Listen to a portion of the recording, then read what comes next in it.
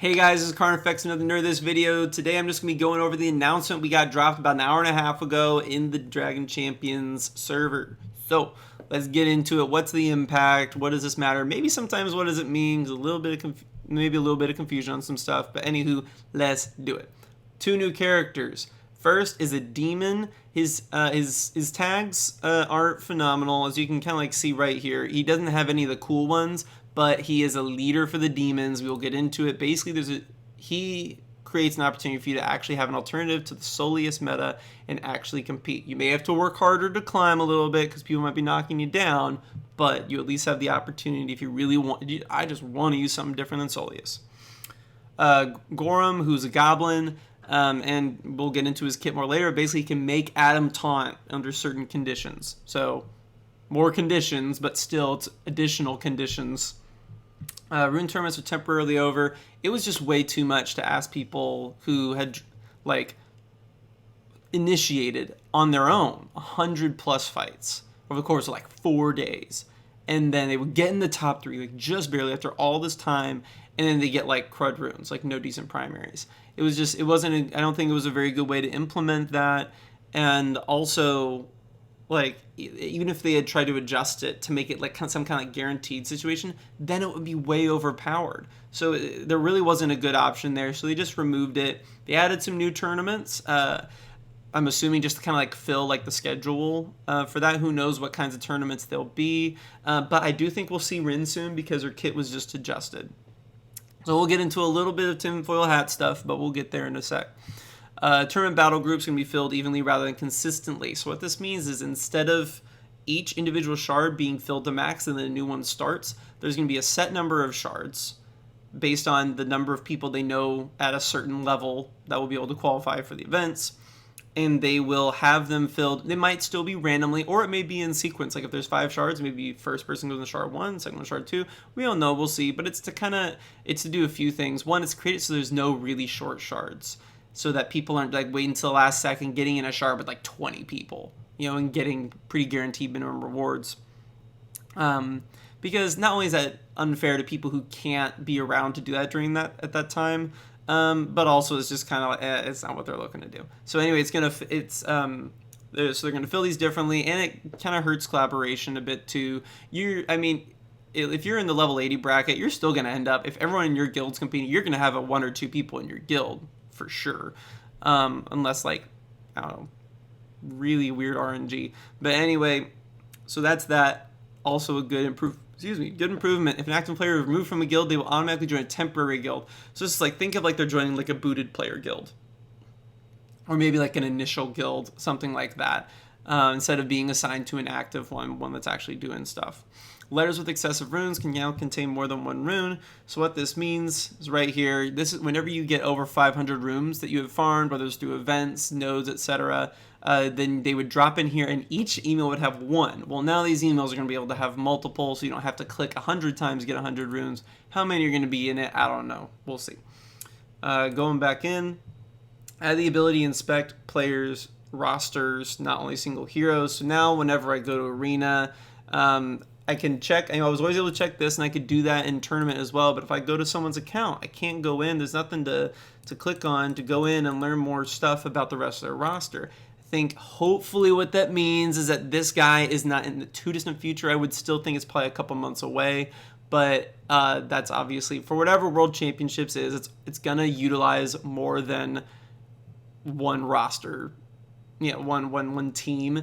And at that point, you're going to need to be able to see everybody in order to make good decisions. So I think it's a little bit of responding to community, a little bit of helping us prep for that.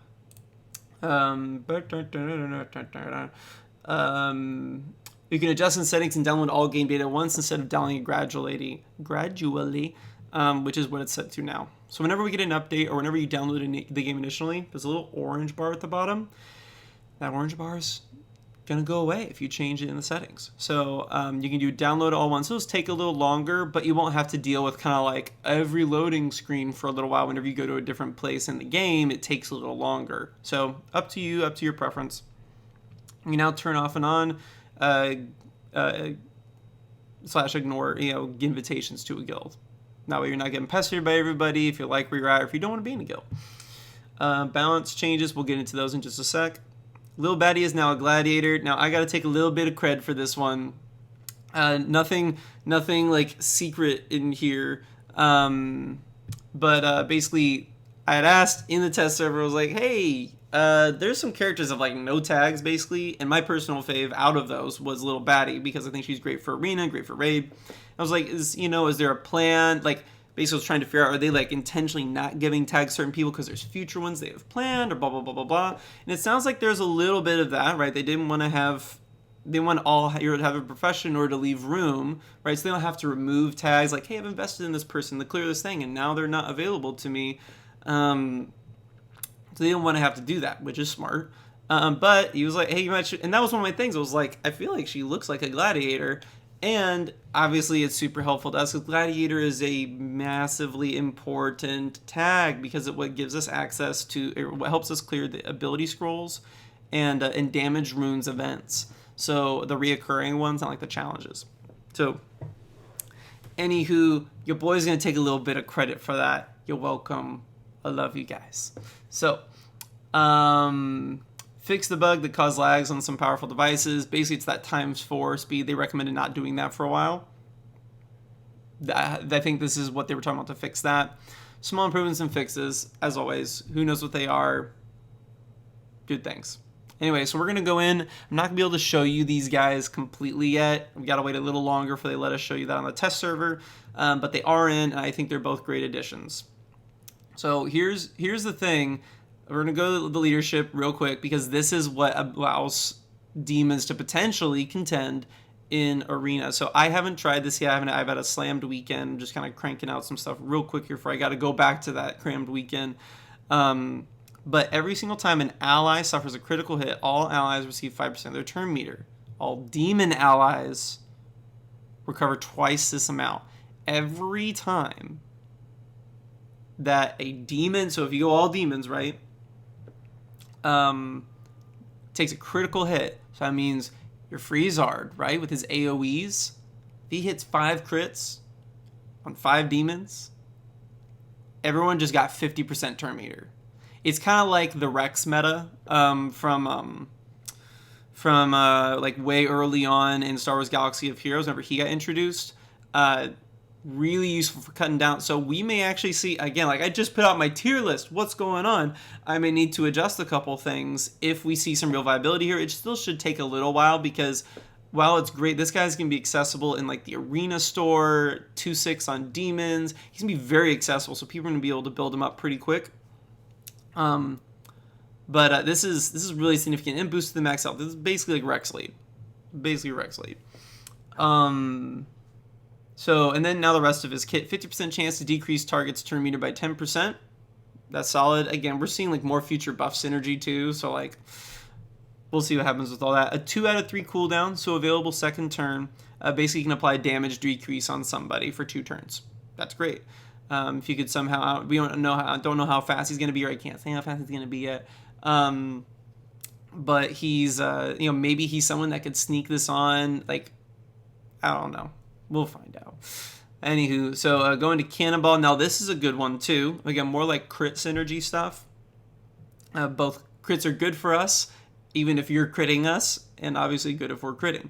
So, critical hits remove a buff from an enemy. So, you can use it as a second turn, which I think is good, because you don't want it to be like an AoE potential cleanse on, like, second turn. That's a lot. So, third turn, I may have misspoke there, but third turn, he's going to be able to drop this. So crit hits, you could remove taunts, you could remove invis, you could remove just other things like, cheat death, attack buff, etc. Potentially seeing some. I think we also see a raid boost, not huge, but definitely some. I think the main one we'll see it against is Arachar.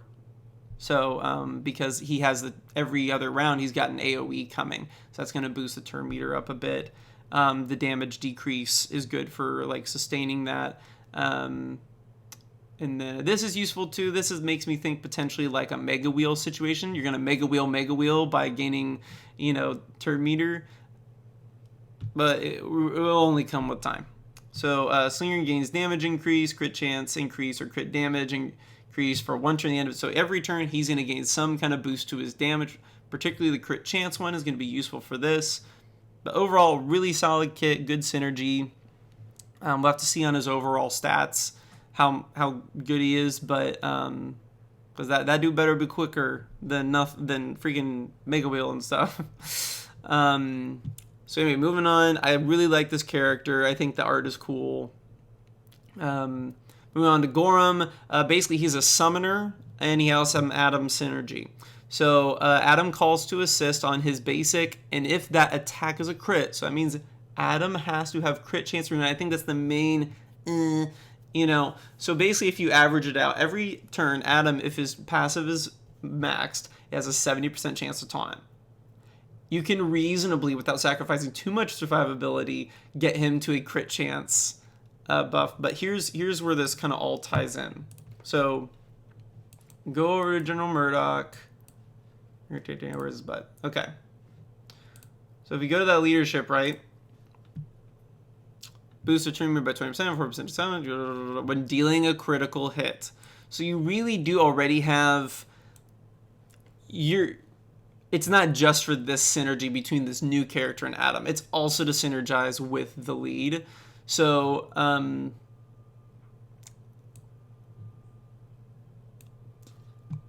use crit chance on Adam. I think you still want to keep. You might still want to keep a little bit, but it's possible you may want to go all crit chance, and you may kind of want to like stagger out. Like this summoning may not be as big of a deal. There's so much stuff to consider. We'll only find out as we get there. But the other thing is that when Adam attacks, he does an AoE. So you could also look at it and say, well, hey, I'm just going to give myself a 30% chance and bank on one of these things is going to be a crit. So at least as interpreted, that's how it should work. So a really significant character to have for goblins. I think now your 5 goblins are going to be General Murdoch, Amara, Thanessa, Gorham, and Adam. I think that's going to be the team that you rock once we get all those characters in. Everyone else is now totally secondary. Because again, like you're able to constantly reapply this taunt. It's not something that waits. So this is actually a really useful stitch. And he summons Henchman. He summons half-big Henchmans. He can do it every 3 turns, starting on second turn. He can call them to assist and restores one turn of an ability to all the Henchmen, which basically has the ability to inflict daze or stun. So I don't know if it's there. It says we're not sure. They're gonna figure it out. Either way, it's solid because it either prevents, if it's on a tank, it's going to prevent, particularly Tromgar, but, others because Kyra can force that. And if we see an increase in demon viability, we might see more Mega Wheels out there getting the counter attack from Kyra. So, either way, it's going to be useful for kind of like mitigating, countering tanks impact. And then, calls, basically, if there's more than one half-big henchman, they will all attack whenever one of them attacks. So it looks like they won't be super stocky. AoEs will probably clear them out not too bad, so Freezard's still staying viable. We may see a little bit of a rock, paper, scissors meta where we see the Soleus team beating goblins, goblins beating demons, and demons beating Soleus. So we'll kind of see what goes on with all that. It's way too hard to speculate without having any kind of data to work off of. So, and then also gains crit damage increase, and then an additional 5% for each allied half-big henchman. So, definitely he is mostly about giving enemies something to hit other than your main goblins and getting Adam triggered, but that's really significant. So, I was talking earlier, Rune potentially in a new tournament because she's having stuff adjusted. Her base speed is being dropped. She was pretty quick. They've dropped her second ability a lot. That was a chunky drop. It was 25% drop in her damage output pre-mitigation. If it kills an ability, it instantly refreshes, and Rune the Unseen recovers a bunch of turn meters. So it's still not bad. Especially if you can just stack it, but it's a little harder to get that kill shot now, which is what they were going for. And also we're seeing a decrease to the initial amount of physical damage she gets, and then for living pandas. I think this might be because we're gonna see, and we'll get into legendary speculation, a little minor nerfing of Murdoch to where his bombing does damage to everybody and inflicts slow. So it's just a little less, not dramatically or anything, not as nearly as dramatic as Rune. General Murdoch skills, gaining 30% potency against members of the Order. This is all just wording being changed to be a little more, I think, better translated. And then we get to Renara. So here's the thing. We just had Renara have something done. We just had something in Pandas being done. We're talking about new tournament stuff. I think we can feel comfortable asserting that we're going to see Renara is the next legendary, and it will probably be Pandas. I know we've been kind of speculating that for a while because it's kind of like the animal ones, for each. So getting into that, if we're going to require Pandas, who are you going to want? Obviously, Rune is great, and for those of you who got Ember, that was a good choice. You're definitely going to run the Patriarch Chi lead. I don't see there being... it's possible they could create some really weird situation to where the Kinley lead is more valuable, but I don't think that'll be the case. If somehow they give us the ability to get Rune to 7 stars, great. But what's it's more probably going to be is that we'll have enough to have our 5 stars to potentially help unlock. So your 5 you're going to want to go with 100% Chi, 100% Ember, 100% Lee.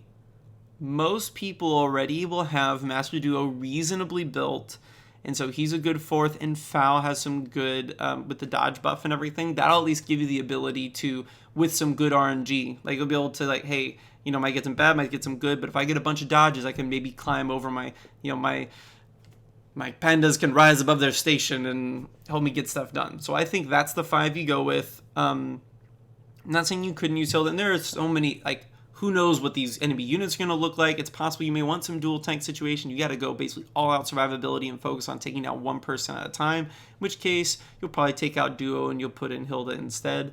But anywho, so now if we go, who's, assuming that happens, who do we still have left, right?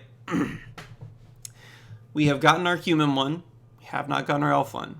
We have gotten our pandas. We have not gotten our orc one. If you look, it's kind of like all left side. We gotten our goblin one, haven't gotten our pride, and we haven't gotten our demon. So if we take pride out, we say that's there. We've still got elves, orcs, and demons. We still got buff, Thalon,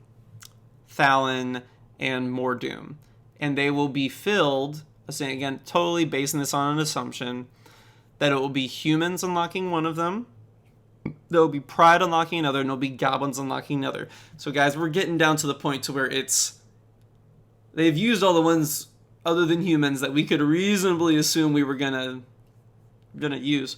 So as to which ones humans are gonna unlock, I think orcs make a decent amount of sense, but it would also be reflexive, and they haven't done that yet. Like orcs being required for humans so far hasn't meant that humans were required for orcs.